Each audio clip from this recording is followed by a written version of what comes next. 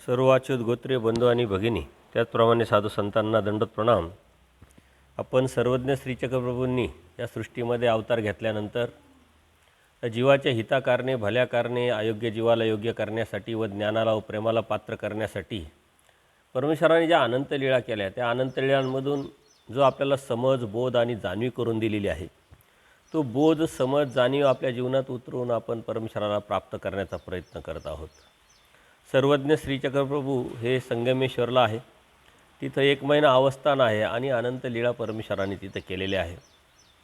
त्याच ठिकाणी औसा मातेचं आणि देवाचं भेट झालेली आहे आणि औसा मातेचं अनुसरण पण झालेलं आहे.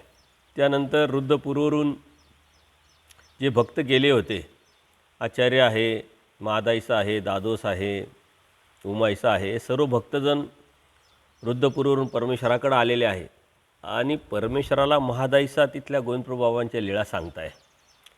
कारण स्वामी श्री चक्रधरांनीच अत्यंत आदरपूर्वक त्यांना त्या लीळा विचारल्या. आपल्या गुरुची स्वयंकुशल जे आहे हे कसं विचारावं, कसं ऐकावं, यातूनच जो भ्रम, भीती आणि दोषाचं जे मानगुटावरती बसलेलं जे जोखड आहे महादाईसांचं, देवाला काढायचं आहे आणि त्यातूनच योग्यता निर्माण करून महादाईसाला ची जी आध्यात्मिक प्रतिकारणता आहे ती वाढून पुढं न्यायचं आहे. महादाईसा तिथं बऱ्याच दिवस असल्यामुळं गोविंदप्रभूबाबांचे सेवा त्या करताय आणि देवानी जाताना सांगितलं होतं कशी गोविंदप्रभूबाबांची सेवा कशी करावी, कशा पद्धतीने करावी, तिथं कसं असावं, कसं बसावं, आणि त्या अनुषंगाने त्यांच्याकडून सेवेच्या भावनेतूनच केलेली जी गोष्ट आहे ती मात्र दादोसांना खटकली आणि दादोसांनी तिला इकडे घेऊन आलेलं आहे आणि चुगली पण करताय आणि तेच देव क्लिअर करताय. श्रीप्रभूबाबांनी धिरडं जे आहे महादाईसांनी विनंती केली श्रीप्रभूबाबांना आणि श्रीप्रभूबाबांनी धिरडं महादाईसाचं तिथं स्वीकारलं. आता महादाईसांनी सांगितलं की जी श्रीप्रभूबाबांना पुष्कळ दिवस मर्दाना मार्जन झालेलं नव्हतं आणि त्यामुळं श्रीमुकुटावरती मळलेला मळ जो आहे तो पाहून मी गेले आणि डेरा भरून पाणी तापवलं. त्यावेळी श्रीप्रभूबाबांना न विचारताच श्रीमुकुटावरती तेल टाकलं. अर्थात देवाने सांगितलं श्रीप्रभूबाबांची वृत्ती आहे, प्रवृत्ती आहे, ती बघून त्यांची सेवा करावी, त्यांना विचारून त्यांची प्रसन्नता बघून सेवा करावी. परंतु महादाईसाला वाटलं आता इतके दिवस आहे मी गोविंदप्रभूबाबांची सेवा करते, आता गोविंदप्रभूबाबासुद्धा खुश आहे, तर मग आपण आता न विचारताच गोविंदप्रभूबाबांना स्नान घालावं. अशा पद्धतीनं मुकुटावरती तेल घातल्यानंतर श्रीप्रभूबाबांनी मात्र क्रोध स्वीकारला. ती प्रवृत्ती नव्हती. आता याच्या पाठीमागे श्रीप्रभूबाबांची खूप मोठी लीळा आहे, हे आपल्या लक्षात येईल. असं म्हणून महादाईसांनी टोकण्याच्या घरापर्यंत घडलेला सर्व लीळा देवाला सांगितलं, वृत्तांत सांगितला का त्यांनी क्रोध स्वीकारला आणि तिथूनच ते शिव्या देत देत चालले. मी त्यांच्या पाठीमागं रडत रडत देवाला विनंती करत करत पाठीमागं चालले. तर तिनं मग हातावर वाटी हाणून धाडकन पलीकडे फेकून दिली. ते शिव्या देऊ लागले, अहो मेली रान मून खापर खांड, अहो महादी फेंदी म्हणे, दांड्याने डोक्याने मारावं म्हणे. आता गोविंदप्रभूबाबांची एक स्टाईल आहे, त्या स्टाईलमध्ये प्रेम व्यक्त करतात आणि त्या प्रेमाने आपलेपणाने ते शिव्या देतात.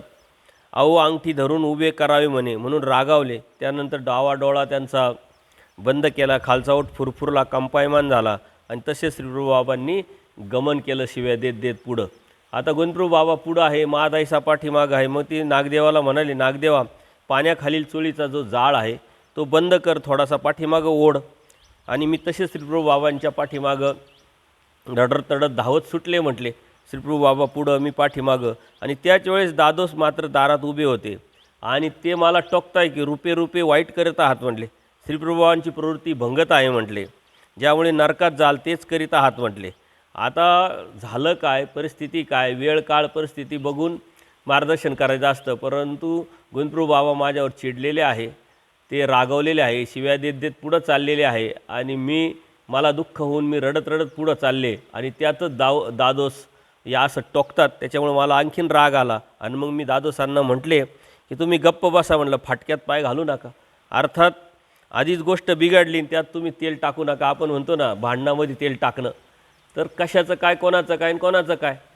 काही जरी 2 गोष्टी होत असेल, घडत असेल, तर ते मिटवण्याचा आपण प्रयत्न करावा. तिथं पाठिंबा देता येत असेल, काहीतरी परिस्थिती हाताळता येत असेल तर ते करावं.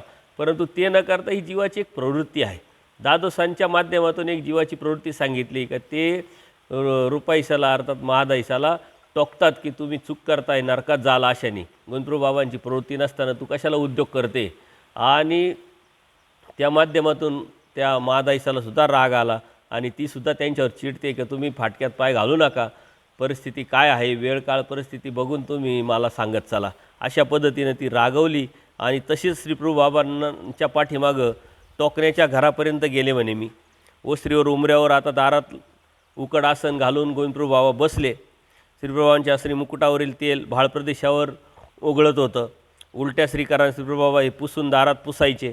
मग मी जी जाऊन खांबाआड उभी राहिले, मी घाबरले म्हटले, थरथर कापत होते. श्रीप्रभू बाबा अत्यंत रागावलेले ते.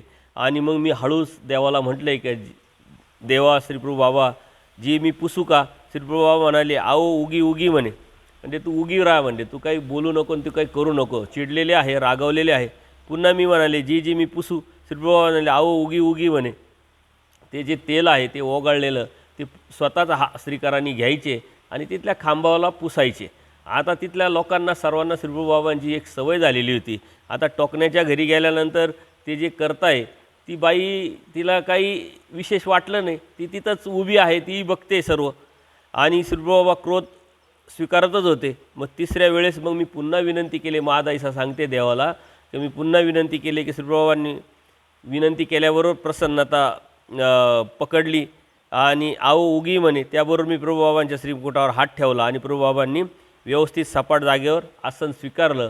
अर्थात त्यांचा जो क्रोध आहे तो निघून गेला आणि प्रसन्नता स्वीकारून एक प्रवृत्ती स्वीकारली. मग मी टोकण्याच्या पत्नीला बारीक विनीत घोंगडं घालून आसन करायला लावलं आणि तिला सांगितलं का डेराभर पाणी तापव, श्रीप्रभू बाबांना इथंच स्नान घालते.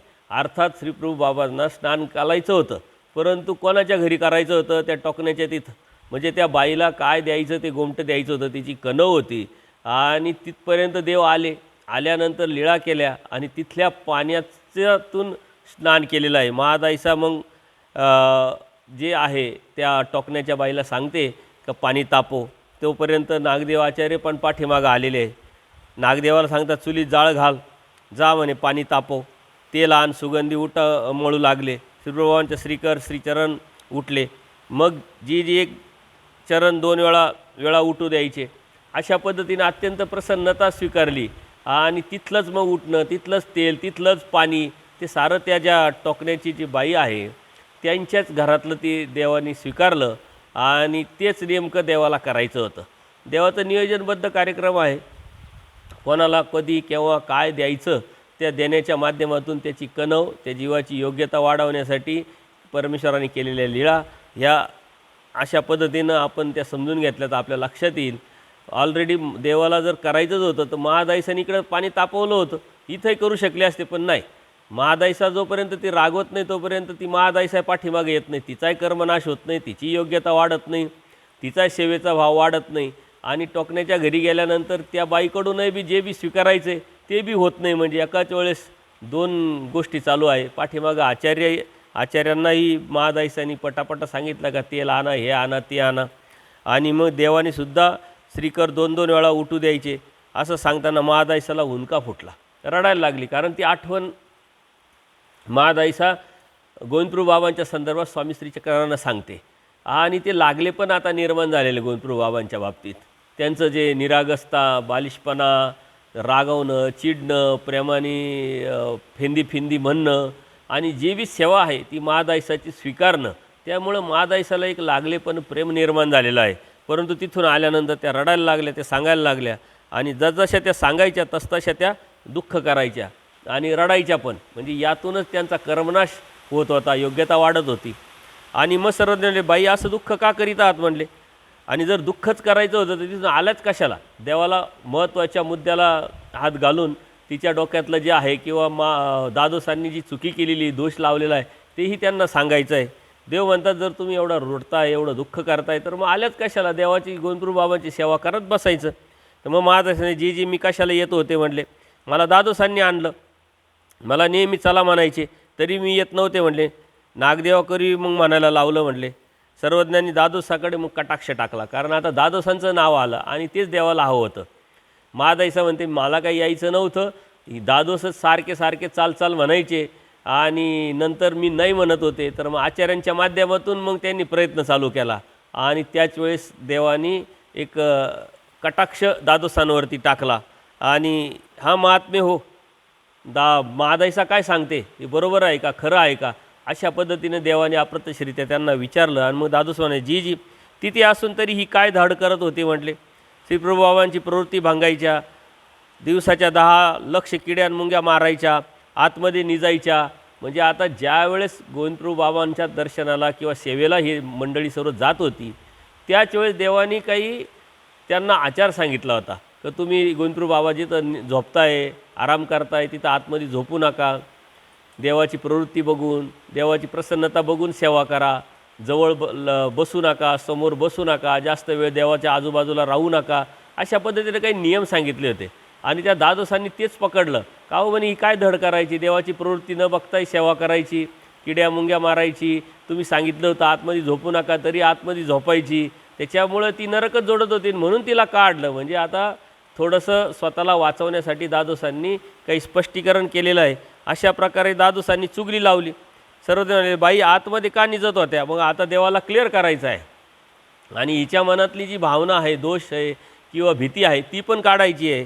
त्यावेळेस महादाईसा म्हणल्या, घाबरल्या, आता काय आपली चोरी पकडल्या गेली, देवाने तर सांगितलं होतं आतमध्ये झोपू नका आणि मी तर आत झोपले आणि दादोसांनी तर आता चुगली केलेली आहे. आणि मग मात्र त्या घाबरल्या आणि मग सर्वज्ञांनी आतमध्ये निजण्याची मनाई केली होती म्हणून त्या गप्प राहिल्या. सर्वज्ञ म्हणाले, तिथे काही कारण होतं का तुम्हाला झोपायचं, तुम्ही का झोपत होत्या. आता देवाला तिला आधार द्यायचा होता, पण तिच्या लक्षात आलं नाही. आणि मग त्यानंतर ती म्हणते जी ते काय म्हणले, महादाईसा म्हणले, आजी श्रीप्रभूबाबांना पोटदुखीची प्रवृत्ती असायची, दोन्ही स्त्रीकर ज्योतीकडे दाखवायचे, दोंदावर ठेवायचे आणि म्हणायचे आहो मेली होय, होय म्हणे इथेच हो, इथेच आहे म्हणे. अशा पद्धतीनं म्हणजे ती सेवा स्वीकारायची. मग मी शिगडी केली, हात शेकून पोटावरती अर्थात दोंदावरती ठेवले, गोसावी हाय म्हणून स्वीकारायचे. ती लीळा देवांना त्यांनी सांगितली. म्हणजे अर्थात गोविंदप्रभू बाबांनी अत्यंत प्रसन्नतेने तिची सेवा स्वीकारली होती आणि त्या अनुषंगाने मी तिथं झोपत होते, राहत होते.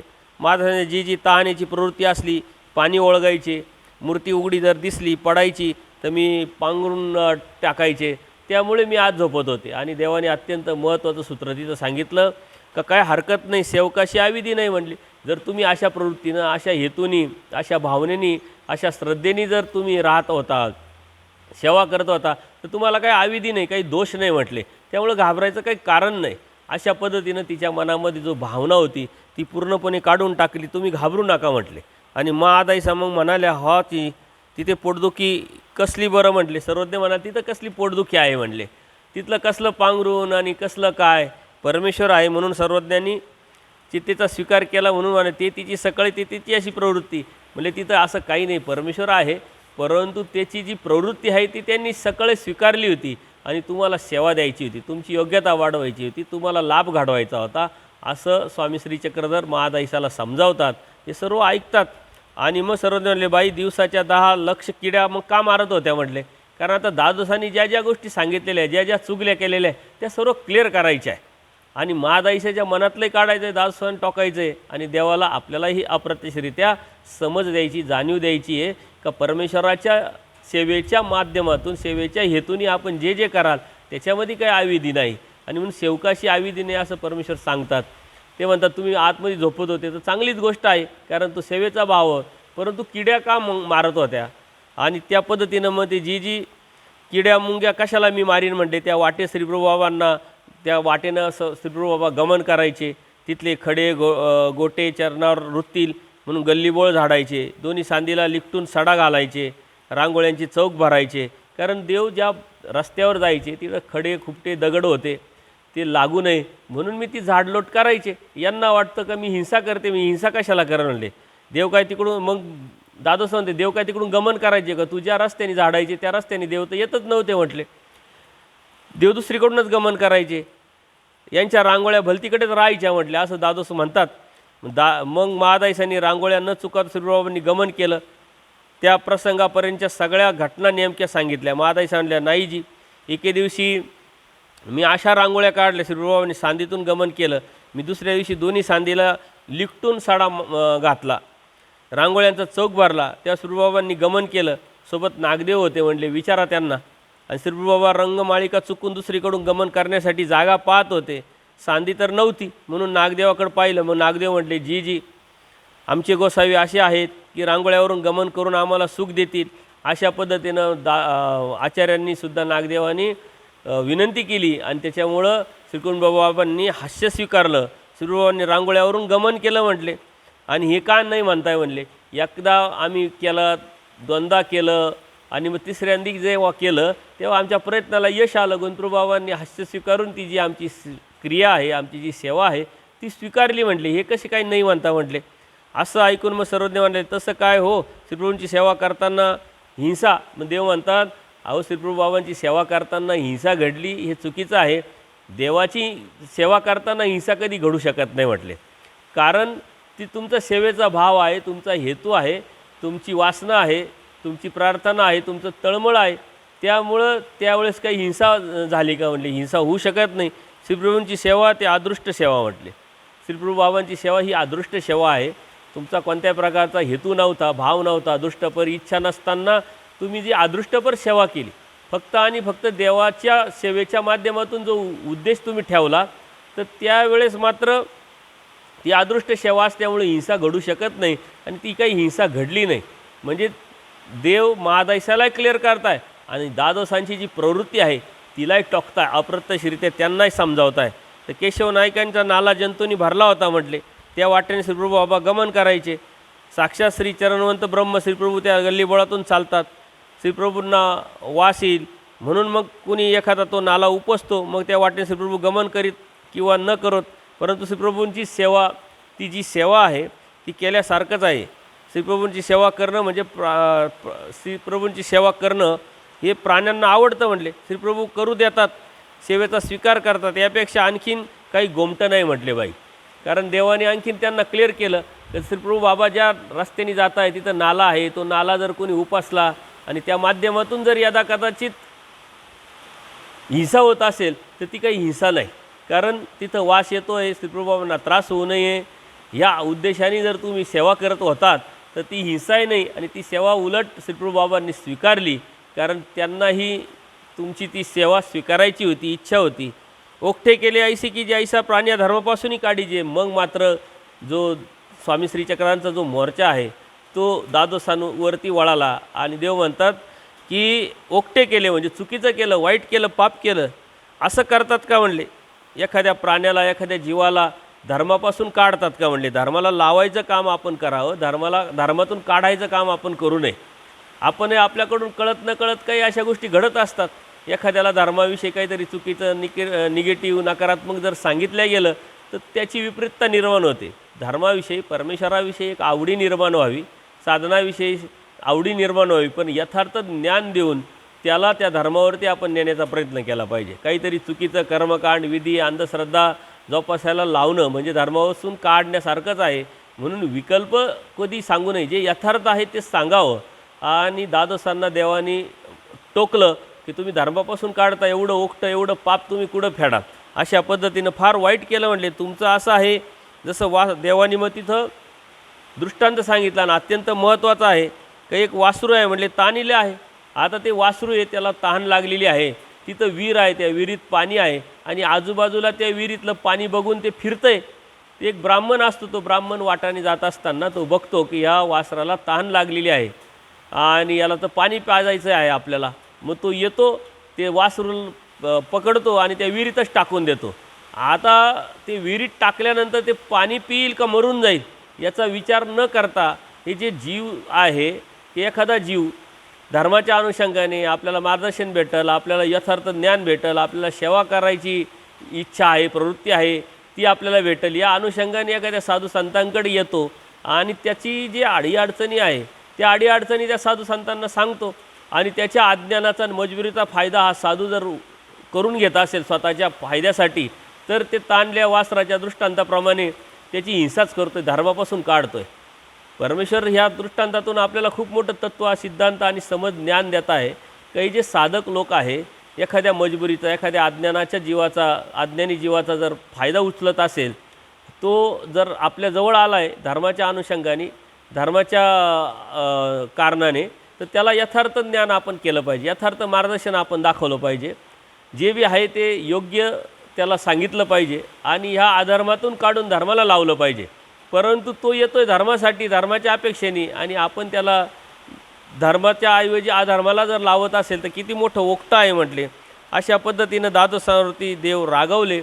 दादोस मात्र गप्प बसलेले होते आणि त्या अनुषंगाने सर्व भक्तांना हे देव निरोपण पण करत होते की तुम्ही काय करताय, तुमच्याकडे हे जे लोक आहे हे भावनेने पाहत आहे, श्रद्धेने पाहत आहे, निष्ठा म्हणून पाहत आहे, आपले पूर्वश्रमीचे गुरु आहे म्हणून मान्यता देत आहे, त्याचा तुम्ही गैरफायदा घेताय. तुम्ही त्या जीवाला धर्माला लावायच्या ऐवजी, सेवेला लावायच्या ऐवजी धर्मातून काढताय म्हटले. तर हे चुकीचं करताय, हे ओकटं करताय, हे पाप करताय. असं दादोसांच्या माध्यमातून आपणही ह्या गोष्टी समजून घेतल्या पाहिजे का आपल्याजवळ कोणीतरी धर्माच्या अनुषंगाने काही विचारायला येत असेल, मार्गदर्शन करायला येत असेल, तर आपल्याला जर योग्य मार्गदर्शन करता येत असेल तर योग्य मार्गदर्शन करावं, अन्यथा गप्प बसावं. चुकीचं मार्गदर्शन, चुकीच्या गोष्टी त्याला सांगून धर्मावरून कधीही काढू नये, कारण ते सर्वात मोठं पाप आहे. आणि सर्वात मोठं गोमटं काय आहे की आवर धर्मापासून काढी परधर्मी लावी. परमेश्वर म्हणते हे काही साने.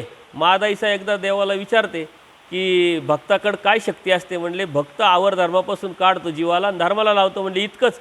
म्हणले हे काही साने काय, म्हणजे हे काही कमी आहे का.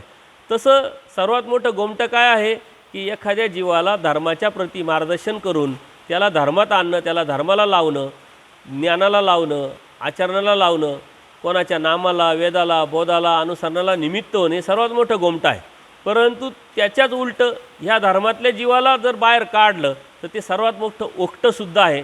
हे आपण लक्षात घेतलं पाहिजे. आणि दादोस तेच करत होते आणि पहिल्यापासून तेच करत आले. पुढं तर अजून भरपूर चुगल्या करणार आहे, आचार्यांच्या बाबतीत असेल, हे असेल. परंतु हे जीव जे आहे यांची निर्णय क्षमता चांगली होती, यांची योग्यता चांगली होती, त्यांच्यावर परमेश्वराचीच कृपा होती आणि म्हणून ते देवाला शरण आले आणि धर्माला चिटकून स्वतःचं हित करू शकले.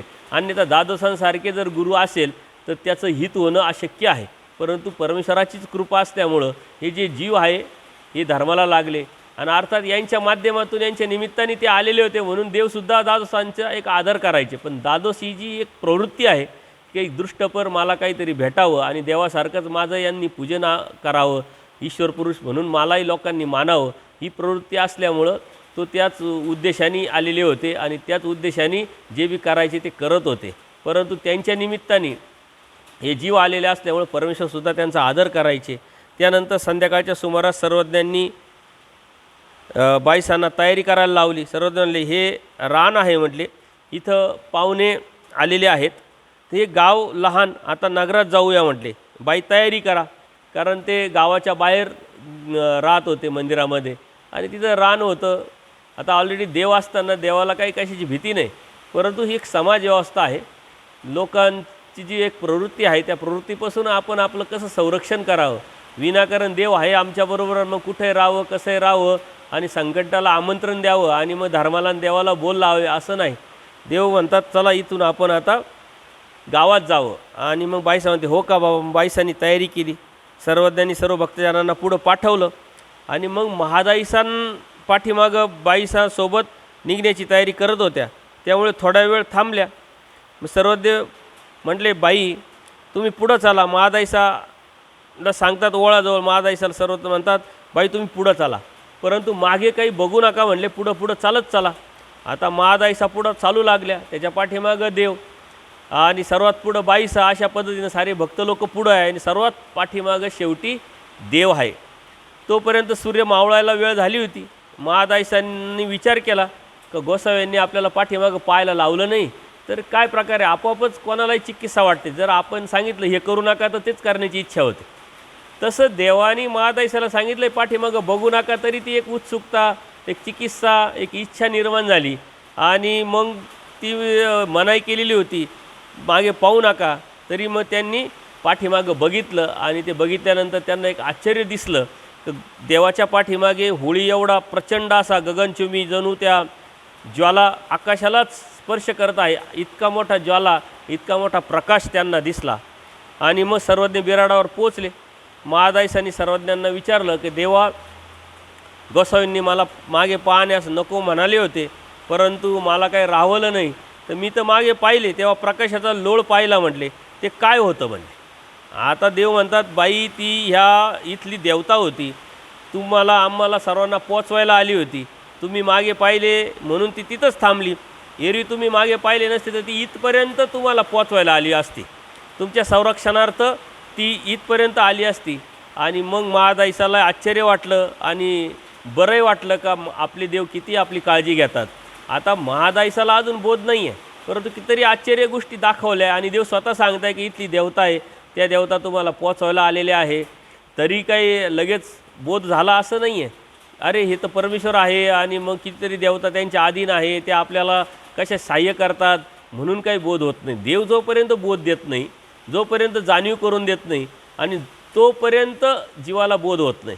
आणि जीवालाही बोध होण्याची वेळ जोपर्यंत त्यांचं आयुतुक भूत भजन घडत नाही, तोपर्यंत देवालाही बोध देता येत नाही. आणि देव ते भूत भजन घडून आणि मग बोध देतात असतात. कितीतरी आश्चर्यकारक अशा गोष्टी आहे. महादाईसाला लागले पण निर्माण झालेला आहे. देव हवा असा वाटायला लागला आहे, तरी अजून बोध नाही आहे, परंतु ते आश्चर्य देवाने त्यांना दाखवलं. आणि अप्रत्यक्षरित्या आपणही आता ह्या साऱ्या देवी देवता आहे, ह्या 81 कोटी 1.25 देवता ह्या परमेश्वराच्या शक्ती आहे. परंतु आपण जर धर्मावर असेल, परिवार असेल, तर या देवता आजही कार्यरत आहे आणि आजही ते आपल्याला सहाय्य करतात. संयोग योग सहाय्य परमेश्वराच्या प्रवृत्तीनं माया करत असते. त्यामुळं फक्त आपल्याला त्या दिसणार नाही आणि दिसूही नाही, कारण परमेश्वराने सांगितलं आहे त्या जर दिसल्या तर त्यांना आम्ही शिक्षा करू, आणि त्या दिसल्या तर तुम्ही घाबराल. त्याच्यामुळे त्या स्वतःला ते कधी दाखवत नाही. त्या परमेश्वराच्या म्हणून आपण परमेश्वर आपल्याबरोबर आहे आणि परमेश्वर आपल्याबरोबर असल्यामुळं आपल्याला घाबरायचं काही कारण नाही. परंतु परमेश्वराने जे नियम सांगितलेले ते नियम मात्र आपण पाळले पाहिजे. नाही तर देवाने सांगितले वेळ अवेळ सुवेळ पाळावी, आणि रात्री 12ला आणि 1ला आपण निघालो स्थानवंदन करायला आणि मग काहीतरी होतं. ही जी भावना आहे ही चुकीची आहे. ही अन्यथा ज्ञान आहे का देव आपल्याबरोबर आहे मग आपण कधी जावं, तर तसं नाही. देवाने आपल्याला संरक्षण तर करण्यासाठी शब्द दिलेला आहे, परंतु वेळ अवेळ सुवेळसुद्धा पाळायला लावलेली. म्हणून कोणत्या वेळेस कधी केव्हाही कुठेही प्रवास करणं आहे, जाणं येणं आहे, किंवा काही घेणं देणं आहे, या गोष्टी आपण पाळल्या पाहिजे.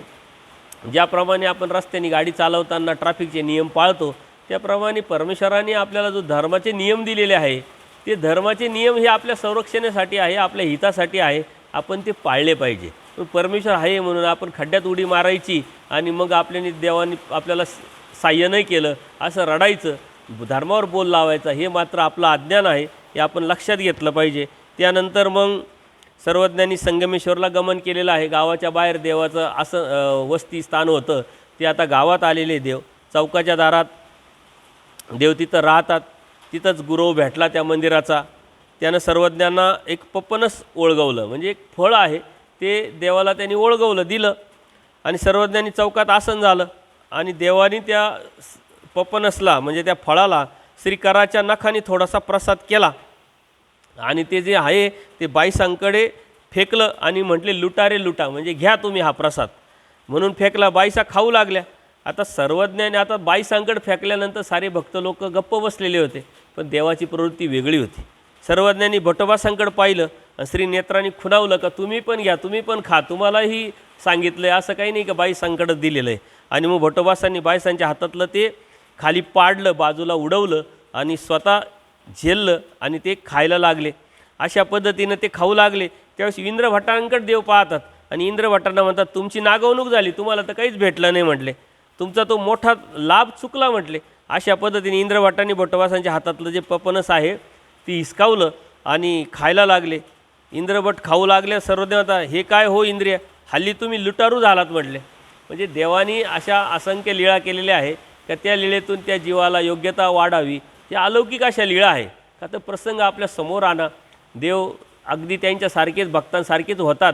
बाई संकट दिलेलं पपनस आचार्यांना घ्यायला लावतात, आचार्य खायला लागले, इंद्रभटांना घ्यायला लावतात आणि इंद्रभटांनी खायला लागल्यानंतर ते म्हणतात तुम्ही तर लुटारू झाले, तुम्हाला आम्ही नाही दिलं तरी तुम्ही याच्याकडून हिसकून घेतात. आणि मग तेही म्हणतात गोसाव्यांनीच लुटायला लावलं म्हटले, मग आम्ही कशाला थांबू. अशा पद्धतीने तेही देवाला उत्तर देतात की गोसाव्यांनीच लुटालूट करायला लावली म्हटले.